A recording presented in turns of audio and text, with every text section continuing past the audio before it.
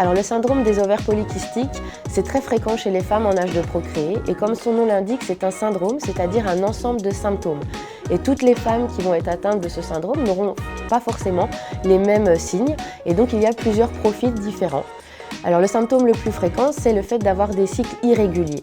Les cycles irréguliers, c'est des cycles qui sont systématiquement de plus de 35 jours, voire même 2 mois, 3 mois entre les règles, voire même pas de règles du tout. Et c'est là qu'il peut y avoir un impact sur la fertilité, parce que quand on a des cycles irréguliers, c'est qu'on n'ovule pas bien ou qu'on n'ovule pas du tout, et sans ovulation, il est compliqué d'être enceinte spontanément. En revanche, les femmes qui ont un syndrome des ovaires polykystiques avec des cycles réguliers peuvent tout à fait être enceintes spontanément et n'ont pas forcément de problème de fertilité.